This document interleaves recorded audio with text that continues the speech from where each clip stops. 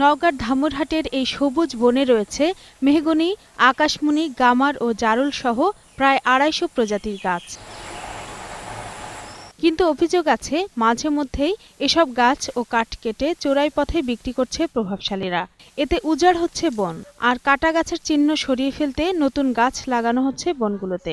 গাছ ঝোড়ার নাম করে এই যে লাখ লাখ টাকা গাছ কাটে ট্রাক দিয়ে বিক্রি করে খাচ্ছে। ক্ষতিপূরণ তো অবশ্যই দিতে হবে, এবং এই যে ডালগুলা কাটছে, এরা এখানে পটল, আলু, বেগুন লাগাতো, এই তাদের এই জমিগুলা কাটে নিয়ে তারা গাছ লাগাইছে, বলছে যে আমরা উপকার ভিত্তিতে ডাল টুল ইসি কাটে তারাই খাবে, কিন্তু তারা না খায় লক্ষণবাবু আর এই যে যারা এখানে যারা আছে বক্কর টক্কর তারাই খাইছে। স্থানীয়দের অভিযোগ, বনবিট কর্মকর্তা লক্ষণচন্দ্র ভৌমিক এলাকায় গড়ে তুলেছেন বন উজাড়কারী একটি শক্তিশালী সিন্ডিকেট। এছাড়া ভুয়া সনদ দিয়ে প্রতারণা করার অভিযোগও রয়েছে তার বিরুদ্ধে। লক্ষণবাবুর আরো ১৫-২০ জন দালাল আছে, এই দালাল দ্বারা এই বাগানগুলোকে উজাড় করা হচ্ছে।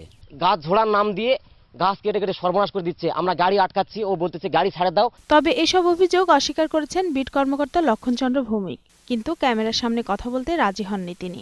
আসলে তখন ডিপার্টমেন্ট দেখবে, এর আগেও তো আমার বিরুদ্ধে করা অভিযোগ হয়েছে। অভিযোগগুলো সঠিক নয় বলে দাবি করেছেন রেঞ্জ কর্মকর্তাও। তার নলেজের বাইরে কেউ যদি কোনো অপরাধ করে, কোনো ব্যক্তি যদি কারো নাম ভাঙিয়ে কোনো কিছু করে, সেটা দায়ী তার উপরে বর্তাতে পারে না।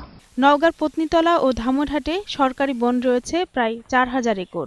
এসব বনের গাছ রক্ষায় জরুরি পদক্ষেপ নেওয়ার দাবি স্থানীয়দের। ডেস্ক রিপোর্ট, ২১শে টেলিভিশন।